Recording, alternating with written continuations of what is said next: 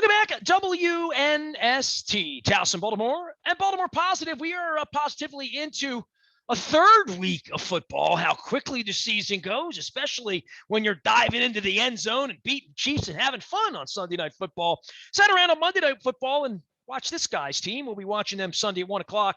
Ravens head to Motown to take on the Detroit Lions. It only happens once every 8 years that we get to go out there. And I saw that John Harbaugh and Justin Tucker were asked about all of the fun that was had 8 years ago. We'll see how it goes this week. Matt Dery covers all things Lions. He hosts a podcast called Locked On Lions. Been doing that for about 6 years. 6 years of pain, and you can find him out on Twitter at Dery Speaks. That's Dery, singular R. What's going on, man? How are things out in Detroit? Is Gilbert fixed all that? Everybody back to work and everything percolating?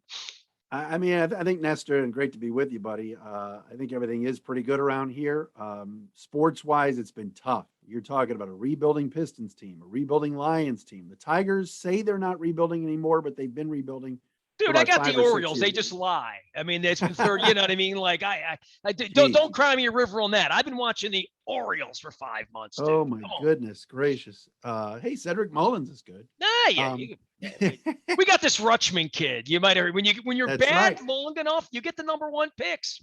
And our guys cheated and won in Houston, so you never know. That's correct. That's correct. And the Red Wings too. So it's all rebuilding. But with the Lions, it's interesting. You brought up that Justin Tucker kick from 8 years ago. That was sort of a seminal moment because that was another season where Matthew Stafford, the Matthew Stafford-led Lions, had chances to get to the playoffs and didn't. And so there's this narrative now about how Stafford's in LA and he never had a chance. Well, that was one of the games he had a chance to perform and get the Lions to a place they never went. So it's kind of weird you brought that up because I've been using that example from 8 years ago as sort of one of those Matthew Stafford games where he didn't step up. But this is a whole different ball game with this Lions group. This is a brand new group, and so far not off to a great start, but not unexpected. The schedule's been brutal, and it doesn't get any easier this week. Well, dude, I'm going the way back machine because, I had to think about 8 years ago. I remember walking out of there in a foot of snow with my wife through the city in this powder wonderland in downtown, the remodeled downtown Detroit as of 8 years ago. I went back for a baseball game, I guess, in 15. So I have been back there, but it was summertime and sort of in and out. But man, my boy Jimmy Schwartz was running the program then. I mean, things were different, right? I mean, Baltimore guy and all that. Stafford and whatever the legacy is there. I mean, again, I talked about being bad enough to get the number one pick. You and Schwartz and all the Lions Nation knows all about that. But to have him jettisoned out and have never won a playoff game, I mean, I continue to go back to they've won one playoff game since 1957. It's correct. It's an unbelievable thing in modern sport. It really is. It is. It's very sad. And the fan base is still there. They're going to have a big crowd, I would assume, on Sunday. They had a pretty good crowd for week one, although I think there was a feeling out process of people seeing what it was all about. Remember, it's an indoor venue. We're still got COVID going on. So some people are in masks, some weren't. But now with this Sunday, a chance to see Lamar Jackson live, which he might not come back for 8 years based on how the schedule goes. So a chance to see Lamar. The team. You thinking we're not going to deal him off to the NFC at some point between? No, we're going to keep him a little while based on. I would hope so. But we're hoping to keep him. But look, it's a new regime led by Dan Campbell as the head coach and sort of the face of the franchise for now. I don't think Jared Goff is. A lot of cities the quarterback is. I wouldn't say Goff is here yet. He's been up and down the first 2 weeks. There's been times you watch him and go, second half of the Niner game, oh, this is good. First half of the Packer game Monday looked great. Second half was a different story. But it's a full-fledged rebuild, and I don't see this team winning anything more than 4 games this year. I don't. Let's hope this isn't one of them. Matt Dery, husband, father, and you can find him Locked On Lions and also at Dery Speaks out on Twitter. That's Dery Speaks. I thought about Schwartz and Megatron was there then, right? Yeah. There was that period during his tenure where there felt like there was some liveliness, there was some playoff activity. There was some fighting with Harbaugh's brothers, a whole bunch of stuff Schwartz did. But he's 3 coaches ago now, right? It's just socks around there at this point. Tell me about the new guy because he certainly made an interesting splash in that first press conference now, didn't he? He has, and he's not really. It's not as entertaining as the first one, Nestor, but he's continued to have good energy. He pulls no punches. I've never seen a coach actually tell the media about injuries before, or maybe some personnel changes. He's Yeah, an we don't open have that book. going on here. That kind of candor is it's Belichickian here in Oh yeah, Baltimore. and I think that's how it was before when Matt Patricia was here. Jim Caldwell, to an extent, you mentioned Schwartz, but Dan Campbell's like, hey, look, they asked him about the linebacker play Tuesday morning after Monday night's game where Alex Anzalone and Jamie Collins were brutal, and he said, look, we're going to make some changes. Derek Barnes is a rookie. We're going to play. So it's like, oh, really?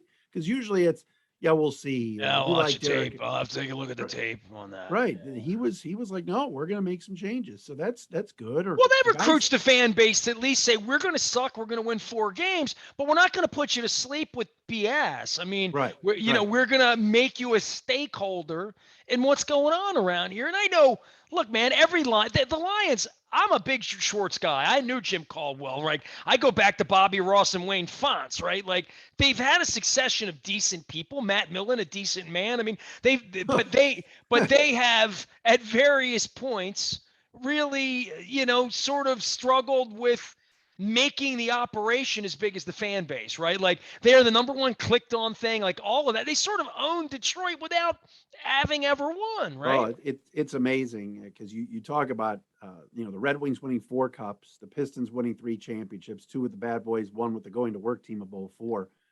The Tigers, winning the World Series in '84. It's been a while, but back to the World Series a couple of times under Jim Leland. But the Lions still own the town. Nestor, it's incredible. I mean, NFL is king here. They're still number one, and like you said, 1 playoff win since 1957, and they still own the town. And fans go back for more. It's like they're a glutton for punishment.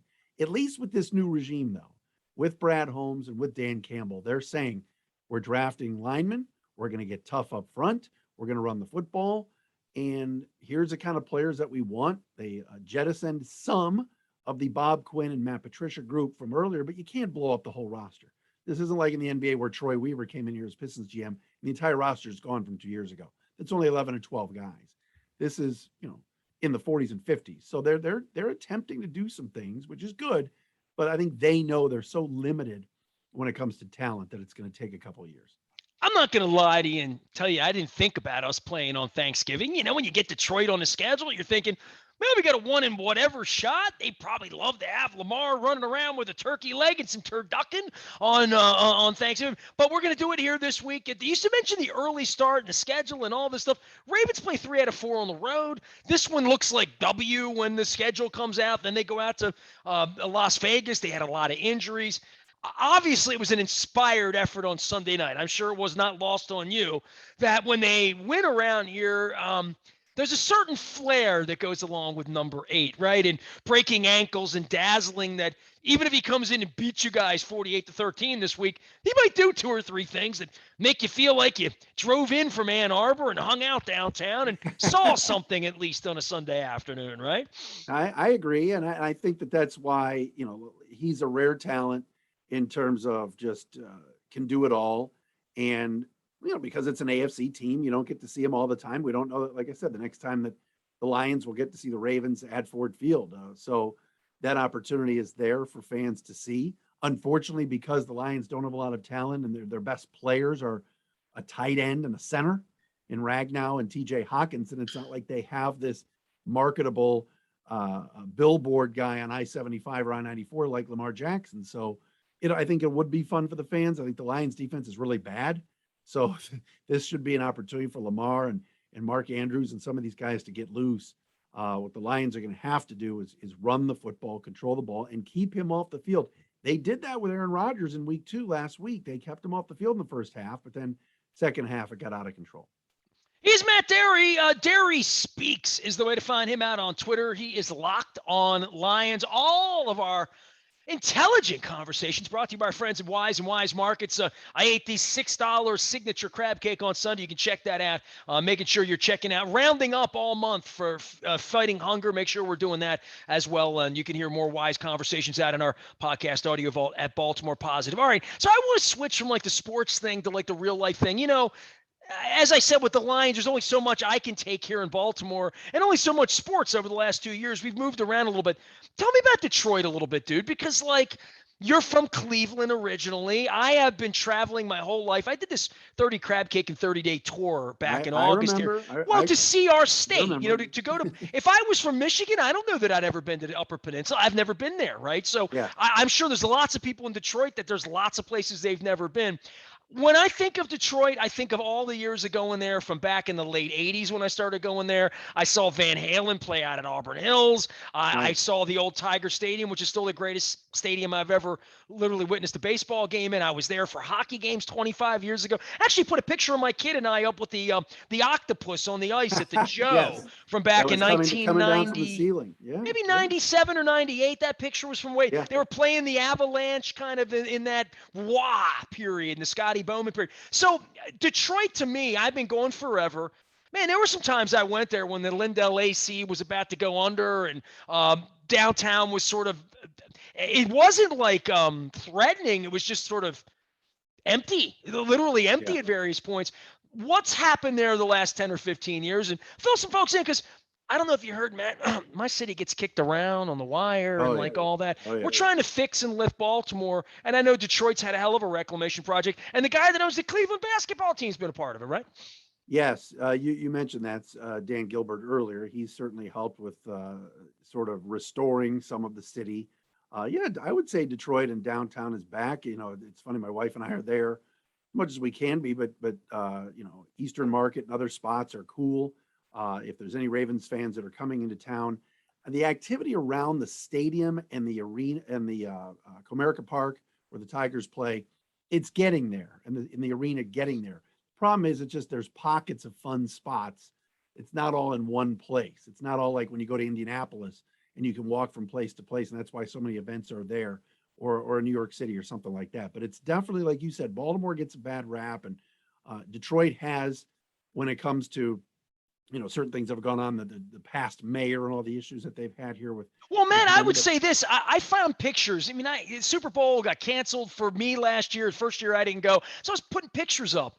It's unbelievable. It's been 15 years since that Detroit Super Bowl. Like that it really is an incredible period of time. And I lived there for 10 days that week. I mean, it's the only time I've ever been to Detroit for more than a game or a concert or a night out or staying up in Grosse Pointe for a wedding one time or whatever. But like staying in downtown Detroit 15 years ago, I can only imagine what 15 years looks like to being there on a daily basis, not just sneaking in for a game and parking your car. I mean, being a part of it and a part of the community, because I know how hard everyone there had to work to restore it, especially when the jobs left. Oh, no question about it. And the auto industry obviously kind of pumps a lot of volume into the city. You mentioned, Woodward Avenue is kind of hopping now, and lots of stores, lots of restaurants, which is good. I think the reason why Detroit has not gotten the Super Bowl back, NBA All-Star game yet, at least downtown at the new arena, is the lack of hotels. That's what really hurts. A few years ago, as a Syracuse grad, they came in, the Orange did, to play in the NCAA tournament when they beat Michigan State and stuff. And I had friends with the team and Matt Park, who does the radio. And I'm like, hey, Matt, I'll meet you downtown. He's like, we're not even staying downtown. We're in Dearborn. They didn't have enough hotel space. So some schools are staying in the city, but others are in Dearborn, which is about 50 using the old automotive hotels they used to use, right? When everybody flew in from out of the world. You're right. Right by the Ford plant. So it's like, how can they not be downtown? But it's getting better. That's the next move. I love to hear that, because I would say to you, Matt, if you said, how are things in Baltimore? I'd say getting better. You know, I mean, and I guess it's all incremental. And I've traveled a little bit through COVID here and gotten on a few planes. I was up in New York, seeing Springsteen a couple of times. It looked like it was getting better in certain places, right? I mean, like this has been a hell of a thing. Shutting down sports, shutting down everything, and then saying, come on back and we'll let you in. And do you have a shot? And do you have a card? And all of that. But for cities, they need to come. They're the most important. Despite what the people thought, bringing the guns into the state house in your state, the cities are what power the engines, and I think that's part of my message with Baltimore Positive, and sort of part of my hope for a guy who has Indian stuff. You better take that down and put your Guardian stuff on the wall behind you. When we're Rust Belt people, fan. Baltimore, Pittsburgh, Cleveland, Detroit, we all get kicked around too much, I think. Oh, no question about it. It's funny going from Cleveland, where I grew up, to Detroit for over 20 years, and they are cities that do take a lot of gruff and abuse.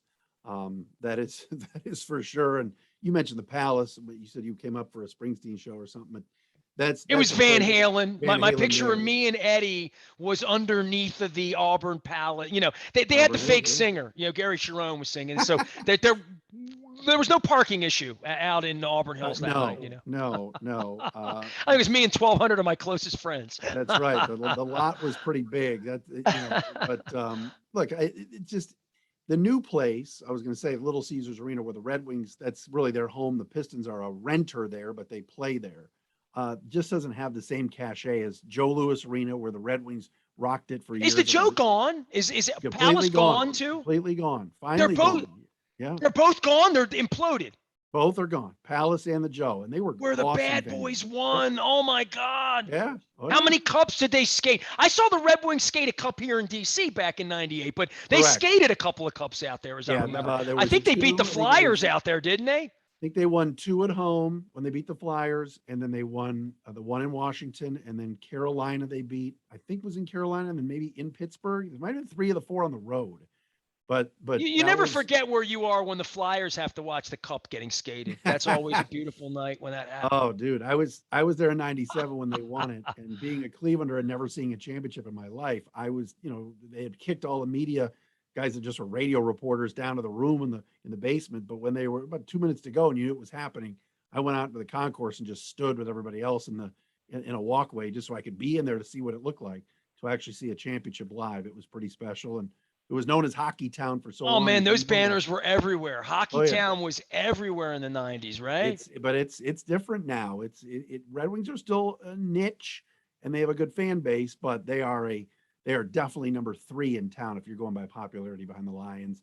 I put the Tigers second, and probably the Red Wings third. They got to get going. They got Steve Yzerman back as a general manager, the legend, the captain here, but they've got to start winning. They have not been good for years. We can all agree to either love or hate Jim Harbaugh, right? We can all agree on that. Oh in yeah, Detroit. yeah. Although I don't know how much love he's getting lately, even from the Michigan people.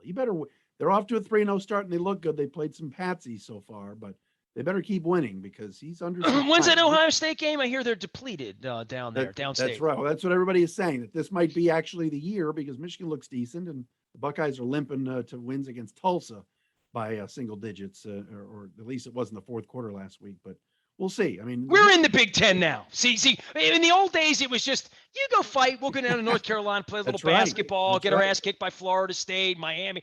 No more of that, man. This whole, all this bad blood. We don't like Michigan State either. So there, all right? So that's right. our That's right. basketball. They told us that's our rivalry now. So we're embracing it, you know? I still have a hard time with Maryland and Rutgers being in the Big Ten. It's not that I have anything against those schools, but geez, it doesn't fit to me. We're not Midwestern, are we?